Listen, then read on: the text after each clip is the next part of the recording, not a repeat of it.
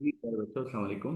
मुझे उम्मीद है कि आप खैरियत से होंगे। आज का मेरा video lecture class first year chemistry के बच्चों के लिए है। बच्चों, आज से पहले मैंने आपको मॉडल पेपर का सलूशन दिया था 2026।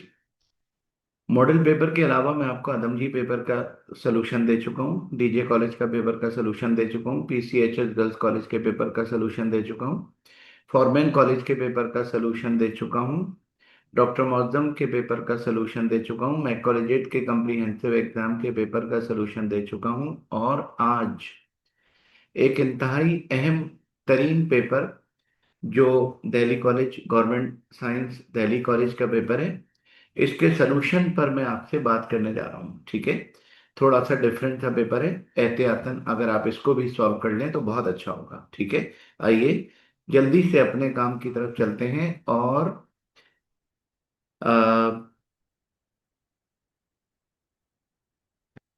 बच्चों, पेपर है हमारा गवर्नमेंट दिल्ली कॉलेज। और जैसा कि आप जानते हैं कि सबसे पहला पोर्शन हमारा सेक्शन ए यानी एमसीक्यूज होता है। और बच्चों, नंबर वन,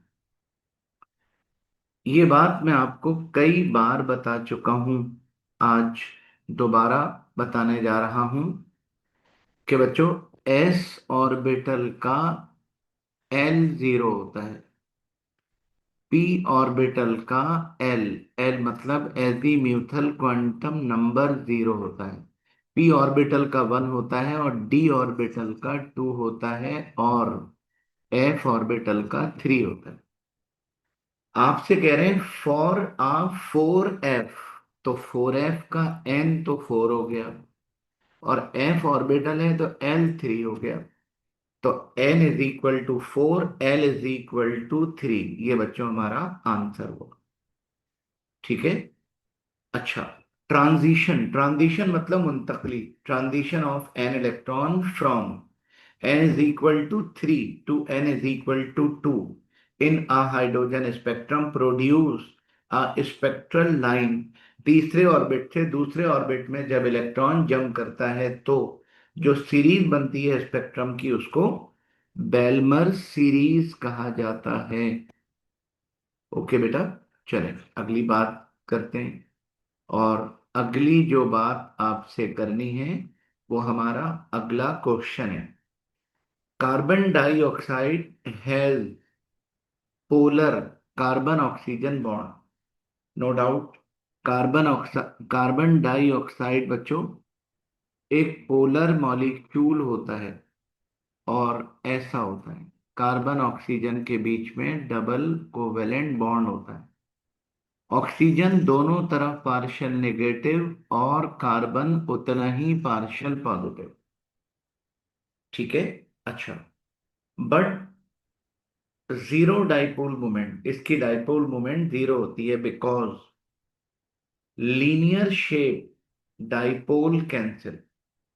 वाकई सही बात है, पहला ही ऑप्शन बिल्कुल करेक्ट है, लीनियर शेप होता है और डाइपोल कैंसिल हो जाते हैं। Effect of one pole cancel the effect of other pole. Okay बच्चों, negative plate of lead storage battery, lead storage battery की जो नेगेटिव प्लेट होती है यानी कैथोड, वो किस मटेरियल की होती है? तो उस मटेरियल का नाम है lead. Hybridisation of methane, ammonia and water, आप सभी जानते होंगे इन तीनों में sp3 हाइब्रिडाइजेशन होती है। और बच्चों, which thermodynamic phenomena explain the cooling of real gas when it expand from high pressure to low pressure as used in refrigerator and air condition? कौन सा फिनोमेना इस्तेमाल होता है? तो फिनोमेना का नाम सामने ही मौजूद है आपके, और उसका नाम है जूल थॉमसन इफेक्ट। बच्चों, if a gas molecule collide were not elastic, अगर मॉलिक्यूल आपस में कोलाइड हो रहे हो और उनका कोलिजन इलास्टिक कोलिजन ना हो, meaning energy is lost during, energy is lost during every hit, sorry, what would happen? तो क्या होगा? अगर मॉलिक्यूल इसी तरह एक दूसरे से टकराते रहे और एनर्जी लूज होती रही, तो डेफिनेटली एक वक्त आएगा कि गैस वुड एक वक्त आएगा कि pressure would go up, molecule would get bigger, molecule would stop moving. एक वक्त आएगा कि एनर्जी लूज करते करते मॉलिक्यूल की एनर्जी जीरो हो जाएगी और मॉलिक्यूल स्टॉप कर जाएंगे। और बच्चों, पॉलीमराइजेशन इन एन एलिमेंट, अगर किसी कंपाउंड में पॉलीमॉर्फिज्म हो, पॉलीमॉर्फिज्म कंपाउंड में होता है, ओके, मतलब एक मटेरियल के डिफरेंट शेप, और अगर ये किसी एलिमेंट में हो तो इसको पॉलीमॉर्फिज्म नहीं बल्कि एलोट्रॉपी के नाम से पुकारते हैं। बच्चों, आ कॉनकेव मिनिस्कस, कॉनकेव मतलब ये रहा, ये कॉनकेव मिनिस्कस है। और कॉनकेव मिनिस्कस बनता है जब adhesive forces stronger then cohesive forces. और बच्चों, which state of water shows the least molecular disorder, यानी एंट्रोपी की बात हो रही है। एंट्रोपी उतनी ज्यादा होती है जितना टेम्परेचर कम हो।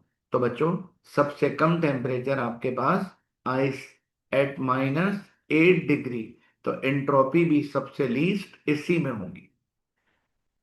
What is the oxidation number of oxygen in O2F2? आप जानते हो कि फ्लोरीन हमेशा -1 होता है और दो फ्लोरीन -2। जब दो फ्लोरीन -2 हैं तो दो ऑक्सीजन +2 और एक ऑक्सीजन +1। ओके बेटा, तो इसका मतलब ये हुआ कि आंसर होगा +1। ठीक है। नंबर 12। जी बच्चों, इस पर जरा बात कर लें। Only one pair of liquid, only one pair of liquid in the following set does not obey Raoult's law. इनमें से कौन सा पेयर रावल्स लॉ ओबे नहीं करेगा? बच्चों, मीथेनॉल एंड इथेनॉल, इन दोनों में, ये दोनों पोलर सॉल्वेंट हैं, पोलर सॉल्यूट भी हैं। आइडियल सोल्यूशन बनाते हैं मीथेनॉल और इथेनॉल। बेंजीन और टोलुइन, ये दोनों नॉन पोलर हैं, आइडियल सोल्यूशन बनाते हैं दोनों, रावल्स लॉ को ओबे करते हैं। एन हेक्सेन, एन हेप्टेन, ये आइडियल सोल्यूशन बनाते हैं दोनों। इथेनॉल और एसीटोन, इथेनॉल में होती है हाइड्रोजन बॉन्डिंग, और जब उसमें एसीटोन मिलाते हैं तो ये एसीटोन हाइड्रोजन बॉन्डिंग को ब्रेक करता है और आइडियल बिहेवियर को डिस्टर्ब करता है। इसका मतलब करेक्ट ऑप्शन आपका ये हुआ। बच्चों, a conjugate acid base pair has difference of only, ये जो कॉन्जुगेट एसिड बेस पेयर होते हैं इनमें डिफरेंस सिर्फ एक प्रोटॉन का होता है। ठीक है। theoretical yield of a reaction, theoretical yield of a reaction is 50, theoretical yield 50 ग्राम है। if percentage yield is 80, what is the actual yield? बच्चों, आप अगर इस बात पर गौर करें कि परसेंटेज यील्ड बराबर होती है actual yield upon theoretical yield, तो आपको परसेंटेज यील्ड दी हुई है 80, इसकी परसेंटेज को खत्म करने के लिए डिवाइडेड बाय 100। ठीक है बेटा, एक्चुअल यील्ड मालूम करनी है, थ्योरेटिकल यील्ड आपको गिवन है और थ्योरेटिकल यील्ड जो गिवन है वो है 50। बच्चों, इस 50 को क्रॉस मल्टीप्लाई करके उधर ले जाएंगे तो ये बन जाएगा 50 इंटू 80/100, और एक्चुअल यील्ड आपको मिल जाएगी, और एक्चुअल यील्ड जो मिलेगी आपको वो 40 ग्राम हो। ओके बेटा, तो 40 ग्राम इसका एक्चुअल आंसर हो। चलते हैं। बच्चों, इक्विलिब्रियम इक्वेशन दी हुई है N2 + 2O2। ओके, और ये बन गया 2NO। एंडोथर्मिक रिएक्शन है, डेल्टा H इसका पॉजिटिव है। ठीक है। Is affected by change in, ये इफेक्ट होगा by change in pressure only, temperature only, both temperature and pressure. बच्चों, और करेक्ट ऑप्शन इसका ये है, बोथ टेम्परेचर एंड प्रेशर। ठीक हो गया। राउंड करना है बच्चों, राउंड करना है इस वैल्यू को, राउंड ऑफ, जी, वैल्यू हमारे पास 0.00457 है। इसको राउंड ऑफ करना है up to two significant figure, last digit 7 है। बच्चों, जब इसको राउंड करेंगे तो 1 ऐड हो जाएगा, तो ये जो 6 है ये 7 हो जाएगा। अब अगेन 7 को राउंड करेंगे तो 5 से बड़ा डिजिट अगर हो तो 1 ऐड हो जाता है, तो एक मर्तबा फिर ऐड हो जाएगा। बच्चों, ये वैल्यू आ गई। इसमें ये दोनों जीरो, ये जीरो, ये जीरो, ये जीरो सिग्निफिकेंट नहीं है, तो सिग्निफिकेंट फिगर बन गए 2। ठीक है। अच्छा, अगली बात करते हैं। विच स्टेटमेंट इज इनकरेक्ट, कौन सा स्टेटमेंट इनकरेक्ट है? तो पहले बेटा करेक्ट स्टेटमेंट अलग कर लीजिए, और करेक्ट स्टेटमेंट अलग करने के लिए for constant pressure delta H is equal to delta E plus P del V, एकदम correct. For constant volume E is equal to Q, एकदम करेक्ट। ठीक है। अच्छा, आपसे इनकरेक्ट स्टेटमेंट पूछ रहे हैं तो डेफिनेटली इन दोनों में से ही होगा। For endothermic reaction delta H greater than zero, absolutely. बच्चों, डेल्टा H जीरो से बड़ा नहीं होगा। ऐसा उस वक्त होता जब एक्सोथर्मिक होता, एंडोथर्मिक रिएक्शन है, तो इनकरेक्ट स्टेटमेंट आपका यही वाला होगा। ठीक है। आगे बढ़ते हैं। बच्चों, बारी सेक्शन बी की है, और सेक्शन बी का ये क्वेश्चन करना जिम्मेदारी आपकी है। ये काम आपके अलावा कोई और नहीं कर सकता, और मेरे इस रिकॉर्डिंग का मकसद आपको ये चीजें समझाना है भी नहीं। चलते हैं पार्ट नंबर 2 की तरफ। Combustion of ethene in air to form carbon dioxide and water.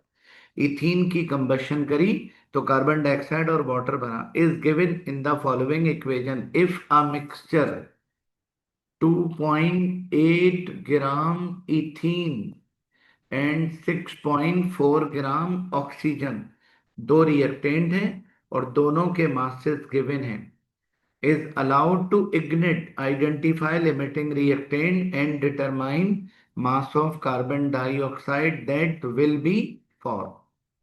जी बेटा, लिमिटिंग रिएक्टेंट का क्वेश्चन है। सबसे पहले इक्वेशन लिखेंगे, जिसका मास गिवन है उसके नीचे उसका मोलर मास, और जिसका मास निकालना है उसके नीचे उसका मोलर मास लिखेंगे, और 2 टाइम कैलकुलेशन करेंगे, मास मास रिलेशन 2 टाइम लगाएंगे। जी बेटा, according to balance chemical equation 28 gram ethene produce 88 gram carbon dioxide, 1 gram ethene produce 88 upon 28 gram carbon dioxide, therefore 2.8 gram ethene produce 88 upon 28 multiply by 2.8, और बच्चों answer आ गया।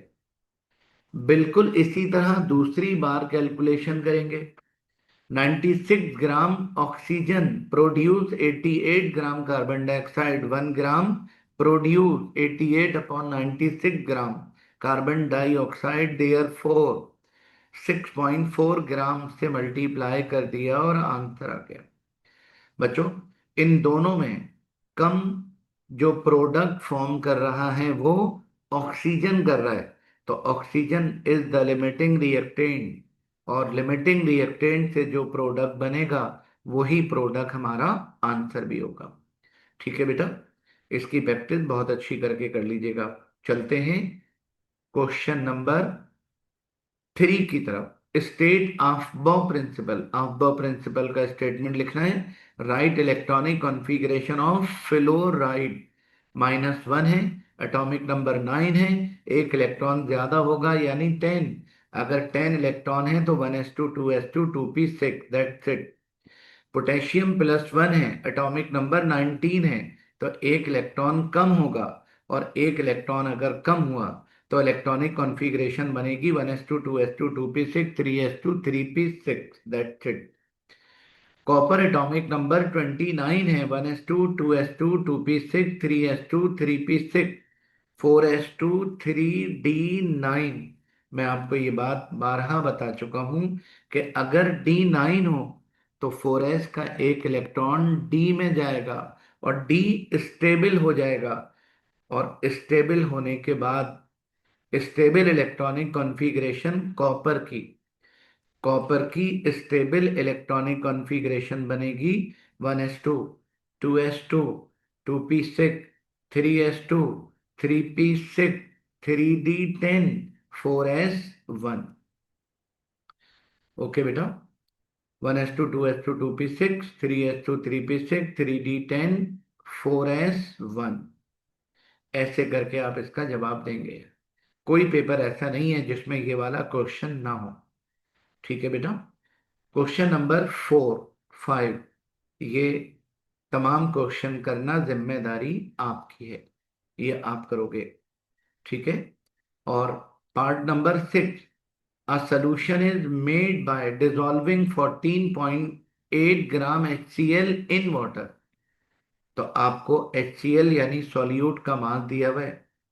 If the volume of solution is 750, solution का volume 750 centimetre cube है, and HCl is assume to be completely ionise, calculate करना है pH. Okay बेटा, और HCl का मोलर मास आप सबको याद होगा 36.5, और पीएच कैलकुलेट करना है। और बच्चों, पीएच कैलकुलेट करने के लिए सॉल्यूशन की कंसंट्रेशन का पता होना जरूरी है, और सॉल्यूशन की कंसंट्रेशन को पता करने के लिए आपको जो डेटा गिवन है वो डेटा मोलैरिटी का डेटा है। Mass of solute upon molar mass into 1000 upon volume of solution. जी बेटा, मास ऑफ सॉल्यूट कितना है? 14.8 gram, molar mass 36.5 into 1000, solution का वॉल्यूम 750। जब आप सॉल्व करेंगे तो बच्चों मोलैरिटी आ जाएगी। मोलैरिटी मतलब सोल्यूशन की कंसंट्रेशन पता चल गई। और चूंकि HCl स्ट्रॉन्ग एसिड है तो जो कंसंट्रेशन इसकी है वही कंसंट्रेशन H पॉजिटिव आयन की भी होगी। अब क्या करना है? पीएच के फार्मूले में H पॉजिटिव आयन की वैल्यू रखकर लॉग प्रेस करना है, तो ऐसा करने से हमें पीएच पता चल गई HCl सॉल्यूशन की। ठीक हो गया? ये बेटा हमारा पार्ट नंबर 6 था दिल्ली कॉलेज के पेपर का। अगर ये ना कर सकें तो फिर इसकी चॉइस भी है। Define mole fraction, mole fraction define करना है। 45 gram glucose dissolved in 72 gram water to make a solution, calculate mole fraction of glucose and water in solution. बच्चों, सबसे पहला काम ये करना पड़ेगा कि हमें नंबर ऑफ मोल निकालना होंगे, और ग्लूकोज के मोल निकालने के लिए ग्लूकोज का मास अपॉन मोलर मास, ये मोल आ गए। वाटर का मोल फ्रैक्शन निकालने के लिए वाटर का मास अपॉन मोलर मास, ये मोल आ गए। अब मोल फ्रैक्शन अगर हमें ग्लूकोज का निकालना है तो बच्चों ग्लूकोज के मोल अपॉन टोटल मोल, ऐसा करने से ग्लूकोज का मोल फ्रैक्शन आ गया। और वाटर का मोल फ्रैक्शन निकालना है तो वाटर के मोल अपॉन टोटल मोल, ऐसा करने से वाटर का मोल फ्रैक्शन पता चल गया। ये वाला क्वेश्चन कई कॉलेजेस के पेपर में मौजूद है, इसकी तैयारी लाजमी कीजिएगा। ठीक हो गया। अच्छा, question number 7, define rate of reaction. ये बेटा क्वेश्चन पढ़ना भी आपका काम है, इसकी तैयारी भी आपका काम है। Question number 8, define solubility product. Solubility product define करना है। और will cadmium hydroxide precipitate at pH 9। आपको कैडमियम हाइड्रोक्साइड का सॉल्यूशन गिवन है। आपको कैडमियम हाइड्रोक्साइड का सॉल्यूशन गिवन है। Okay.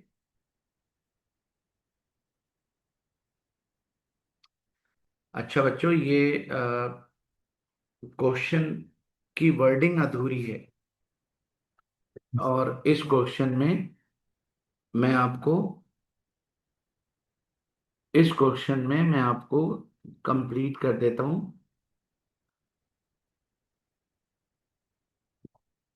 If 0.01 m cadmium chloride cadmium chloride is added in water. बच्चों, कैडमियम क्लोराइड सॉल्यूशन की कंसंट्रेशन गिवन है। ओके। आपको कैडमियम क्लोराइड सॉल्यूशन की पीएच भी गिवन है। कैडमियम हाइड्रोक्साइड का केएसपी गिवन है। और आपसे कह रहे हैं कि प्रेसिपिटेट फॉर्म होंगे या नहीं। देखें, सबसे पहली बात तो ये कि कैडमियम क्लोराइड को वाटर में डालेंगे जब, तो बच्चों कैडमियम अपने आयंस में ब्रेक होगा और वाटर के साथ मिलकर कैडमियम हाइड्रो ऑक्साइड फॉर्म करेगा। पहली बात।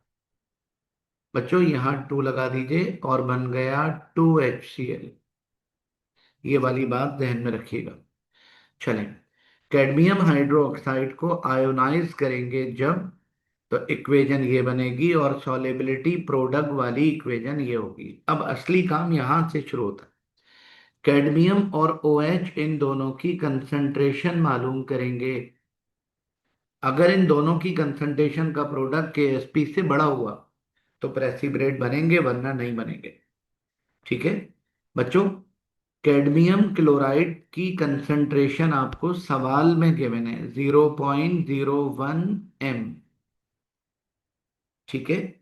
इसका मतलब ये हुआ कि कैडमियम हाइड्रोक्साइड जो बना है इसमें भी कैडमियम इतना ही होगा। तो बच्चों, since concentration of cadmium chloride solution is 0.01 m, therefore concentration of cadmium ion will be same। तो कैडमियम आयन की कंसंट्रेशन तो पता चल गई। अब OH नेगेटिव आयन की कंसंट्रेशन मालूम करने के लिए हमें ये काम करना पड़ेगा। बच्चों, पीएच की जगह पीएच रखा, राइट पर ले गए और POH आ गया। ठीक हो गया। अच्छा, अब इसके बाद POH की जगह POH की वैल्यू माइनस से मल्टीप्लाई किया तो इधर माइनस खत्म, उधर माइनस आ गया। एंटी लॉग लिया तो OH नेगेटिव आयन की कंसंट्रेशन पता चल गई। ओके। OH नेगेटिव आयन की कंसंट्रेशन बच्चों ऐसे करके पता चली। कैडमियम की पहले पता चल चुकी थी, OH की अभी पता चली। अब क्या करेंगे, इन दोनों को इक्वेशन 1 में पुट अप कर देंगे। सॉल्व किया तो आंसर ये आया। अब आपने देखना यह है कि KSP में 10⁻⁻14 है। बच्चों, KSP में 10⁻⁻14 है और यहाँ 10⁻⁻12 है। इसका मतलब आयोनिक प्रोडक्ट ग्रेटर है।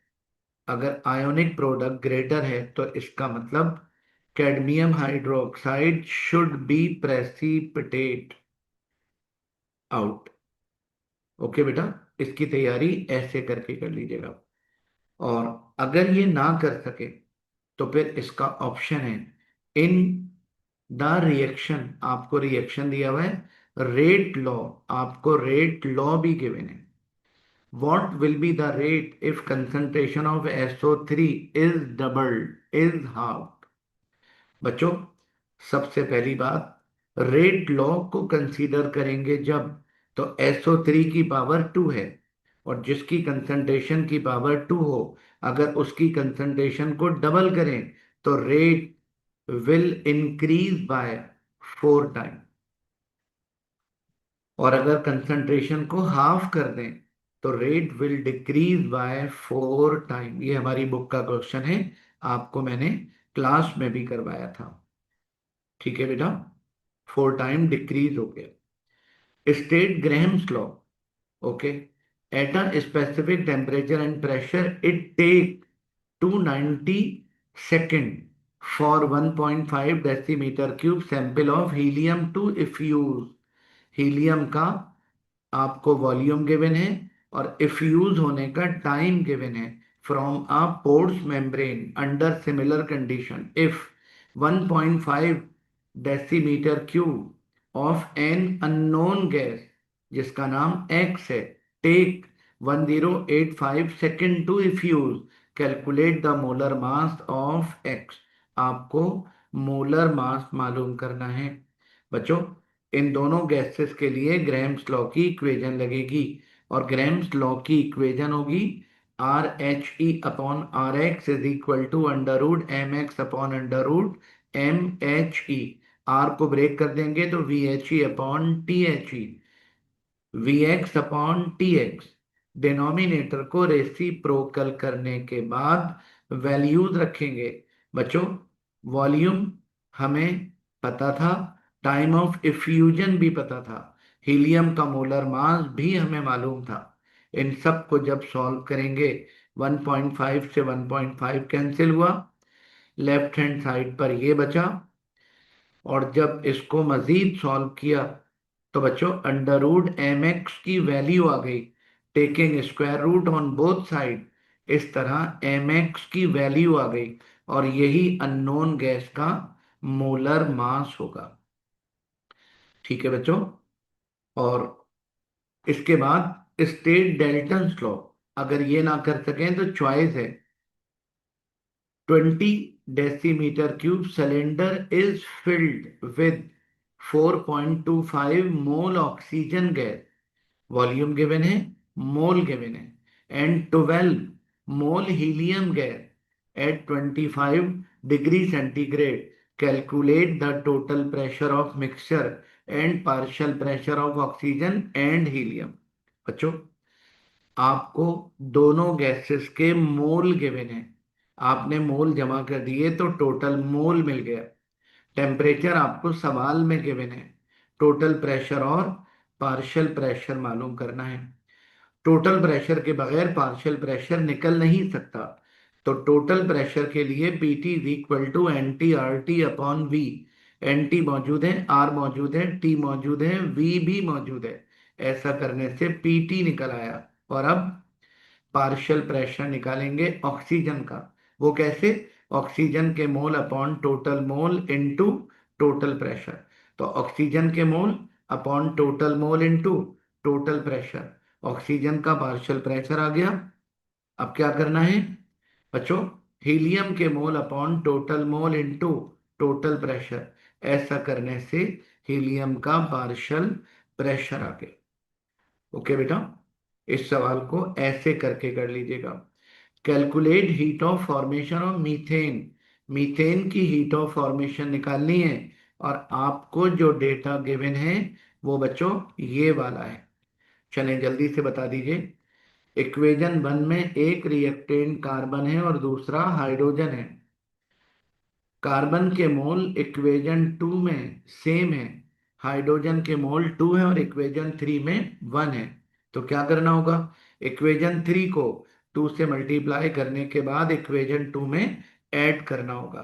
तो इक्वेशन 2 जैसी थी मैंने वैसी ही लिख दी, इक्वेशन 3 को मैंने 2 से मल्टीप्लाई कर दिया, और ऐड करने पर हमें इक्वेशन 5 मिल गई। इस इक्वेशन 5 में से बची खुची इक्वेशन 4 को सब्ट्रैक्ट कर देंगे। तो इक्वेशन 5 में से जब इक्वेशन 4 को सब्ट्रैक्ट करेंगे तो तमाम साइन चेंज होने के बाद प्लस का 2H2O माइनस का 2H2O कैंसिल, प्लस का CO2 माइनस का CO2 कैंसिल, प्लस का 2O2 माइनस का 2O2 cancel, C plus 2H और मीथेन को राइट पर ले गए और यूं हीट ऑफ फॉर्मेशन मीथेन की पता चल गई। और ये भी पता चल गया कि रिएक्शन एक्सोथर्मिक है। ये बेटा हमारा सेक्शन बी कंप्लीट होता है। चलते हैं सेक्शन सी की तरफ। ये सब कुछ करना जिम्मेदारी आपकी है। हाँ, ये वाला जो न्यूमेरिकल है ये आपको मैं करवा सकता हूं, मैं करवा देता हूं। आप देख रहे हो रिएक्शन ऑफ मीथेन और हाइड्रोजन सल्फाइड का रिएक्शन हुआ तो कार्बन डाई सल्फाइड बनी। इफ केसी, आपको केसी गिवन है, टेम्परेचर भी गिवन है और आपको केपी कैलकुलेट करना है। ये बेटा हमारी बुक का क्वेश्चन है। इस क्वेश्चन में आपको केसी की वैल्यू गिवन है, आपको टेम्परेचर गिवन है, इस केल्विन में कन्वर्ट कर लिया। आपको निकालना है, आपको आर याद होगा, ठीक है। और डेल्टा एन निकालने के लिए क्या करते हैं, प्रोडक्ट के मोल में से रिएक्टेंट के मोल माइनस कर देते हैं। तो बच्चों बताओ प्रोडक्ट के मोल कितने हैं, 1 + 4 5, और रिएक्टेंट के मोल कितने हैं, 1 + 2 3। तो डेल्टा एन की वैल्यू आ गई 2। केपी निकालने के लिए relation between KC and KP apply करेंगे। केसी की जगह केसी, आर की जगह आर, टी की जगह टी और डेल एन की जगह डेल एन रखकर सॉल्व करेंगे जब, तो बच्चों केपी की वैल्यू आ जाएगी। इस सवाल को ऐसे करके कर लीजिएगा बच्चों। ये तमाम क्वेश्चन करना जिम्मेदारी आपकी है। रही बात इस क्वेश्चन की, तो ये मैं आपको समझा देता हूं बच्चों। रुबीडियम मतलब Rb, और रुबीडियम का रिएक्शन जब क्लोरीन से करते हैं तो बनता है रुबीडियम क्लोराइड। ओके, अच्छा, पूरा डेटा सारी वैल्यूज आपको क्वेश्चन में गिवन है। क्या करना है बच्चों, draw a fully label born-Haber cycle for rubidium chloride and determine latest energy. आपको तमाम वैल्यूज गिवन हैं। तो रुबीडियम क्लोराइड का बॉर्न हेबर साइकिल बनाने के लिए आपने बॉर्न हेबर साइकिल का मामूली सा स्टेटमेंट दे दिया, और स्टेटमेंट देने के बाद रुबीडियम क्लोराइड की हीट ऑफ फॉर्मेशन जो कि आपको ऑलरेडी गिवन है वो आपने लिख दी। अब आप स्टेप स्टार्ट करेंगे। रुबीडियम का क्लोरीन से जब रिएक्शन हुआ तो रुबीडियम क्लोराइड बना और हीट ऑफ फॉर्मेशन इसकी -430.5। बच्चों अब स्टेप शुरू होते हैं। रुबीडियम को वेपोराइज करेंगे जब, तो एनर्जी प्रोवाइड करेंगे, उस एनर्जी को कहते हैं sublimation enthalpy. Okay, sublimation enthalpy given है। रुबीडियम सॉलिड से गैस बन गया। ओके, क्लोरीन जैसा था वैसे ही रहा। जो एनर्जी दी वो +86.5। ये बच्चों सब्लिमेशन इंथैल्पी है रुबीडियम की। और इसके बाद रुबीडियम को आयोनाइज करेंगे, मतलब इलेक्ट्रॉन निकालेंगे। आयोनाइज करने के लिए एनर्जी प्रोवाइड करेंगे। इस एनर्जी को प्रोवाइड करने से रुबीडियम आयन बन जाएगा, ठीक है। और एनर्जी जो हमने दी 403 किलो जूल पर मोल। अब इसके बाद तीसरा स्टेप है बच्चों, फ्लोरीन गलती से हो गया है, ये क्लोरीन है। क्लोरीन को डिसोसिएट करेंगे, और क्लोरीन को जब डिसोसिएट करेंगे तो जो एनर्जी दी जाएगी उसको डिसोसिएशन इंथैल्पी या एटोमाइजेशन इंथैल्पी कहते हैं। तो ये देखिए रुबीडियम जैसा था वैसे ही है, क्लोरीन को एटोमाइज कर दिया और 242 डिवाइडेड बाय 2। बच्चों, 242 डिवाइडेड बाय 2, इस एनर्जी को करेक्ट कर लीजिएगा, ये वाली एनर्जी आएगी। ठीक है। इसके बाद बच्चों, क्लोरीन को इलेक्ट्रॉन प्रोवाइड करेंगे, और क्लोरीन को जब इलेक्ट्रॉन प्रोवाइड करेंगे तो एनर्जी रिलीज होगी। इलेक्ट्रॉन एफिनिटी उसका नाम होगा। ये देखिए, क्लोरीन क्लोराइड बन गया, और 349 किलो जूल पर मोल, इसकी जगह बेटा ये वाली एनर्जी आएगी। ठीक है। अच्छा, दोनों आयन बन चुके हैं। अब क्या होगा, ये आयन आपस में रिएक्ट कर लेंगे, और बॉर्न हैबर साइकिल कंप्लीट हो जाएगा। ठीक है। लेटिस एनर्जी हमें मालूम करनी है, और लेटिस एनर्जी मालूम करने के लिए क्या करना है, हेसिस लॉ अप्लाई करना है। और ये देखिए, ये देखिए बेटा, लेटिस एनर्जी मतलब हीट ऑफ फॉर्मेशन इन तमाम के बराबर होगी। ये तमाम वैल्यूज हमें सवाल में गिवन है, इन सब को सॉल्व करेंगे, और सॉल्व करने के बाद हमें रुबिडियम क्लोराइड की लेटेस्ट एनर्जी पता चल जाएगी। ओके। बॉर्न हेबर साइकिल की एक कंप्लीट वीडियो बनाकर मैं आपको ऑलरेडी दे चुका हूं, उससे जरूर देख लीजिएगा, सुन लीजिएगा। रही बात क्वेश्चन नंबर 7, ये जिम्मेदारी आपकी है। ये तमाम इक्वेशन मैं आपको ऑलरेडी समझा चुका हूं, हर पेपर में यही इक्वेशन बार बार रिपीट हो रही है। ओके। इन तमाम इक्वेशन पर एक सेपरेट लेक्चर भी रिकॉर्ड करके मैं आपको दे चुका हूं। ये जिम्मेदारी आपकी है। इन आखिरी लम्हात में सारी जिम्मेदारियां आपकी हैं। मैं आपका बस साथ देने की कोशिश कर रहा हूं, लेकिन याद रखिएगा, अल्लाह भी बेटा उसी का साथ देता है जो अपना साथ खुद देता है। तो मैं भी उन्हीं बच्चों का साथ दे रहा हूं जो अपना साथ दे रहे हैं। अगर मेरी ये कोशिश आपको पसंद आए तो मुझे, मेरी हौसला अफजाई के लिए मुझे कमेंट कीजिएगा। ठीक है। Thank you. अल्लाह हाफिज। अपना बहुत ख्याल रखिएगा।